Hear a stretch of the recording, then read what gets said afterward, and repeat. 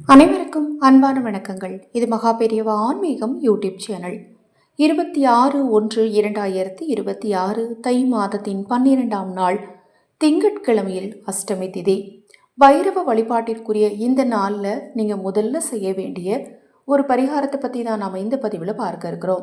இந்த பரிகாரத்துக்கு தேவையான பொருள் ரெண்டு தாங்க.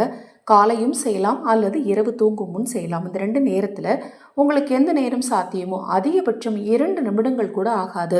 உங்கள் வீட்டில் இருக்கக்கூடிய கண் திருஷ்டி தோஷங்கள் நீங்கும்.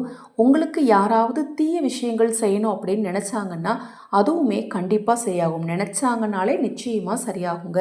எனக்கு ஏற்கனவே எங்கள் வீட்டில் இந்த பாதிப்புகள்லாம் இருக்குங்க அப்படிங்கிறவங்க தவறாமல் நாளை காலை அல்லது நாளை இரவு நான் சொல்லக்கூடிய இந்த ஒரு எளிமையான பரிகாரத்தை செய்யுங்க.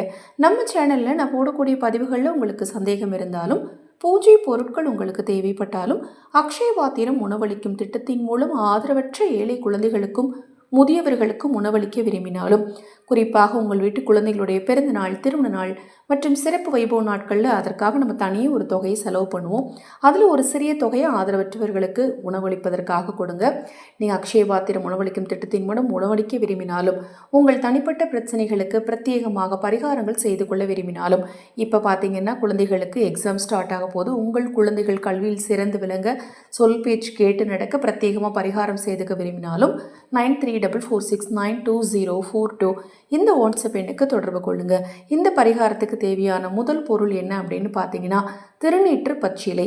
2வது பொருள் பச்சை கற்பூரம். உங்கள் வீட்டு வாசலில் பழைய தட்டு அல்லது பழைய ஒரு சின்ன கல் அல்லது ஒரு பழைய அகல் விளக்க வச்சு திருநீற்று பச்சிலை இலையை வைத்து அந்த இலையின் மீது பச்சை கற்பூரத்தை வைத்து வீட்டுக்கு வெளியில் நீங்கள் நின்றுக்கோங்க. நின்றுட்டு முதல்ல நிலைவாசலில் தொட்டு கும்பிட்டுட்டு மனதார பைரவரை நினச்சி வழிபட்டுட்டு அந்த பச்சை கற்பூரத்தை பொருத்தி நிலைவாசல் பக்கத்தில், அது முதல் படி இருக்கும் இல்லையா, அந்த இடத்துல வச்சிருங்க.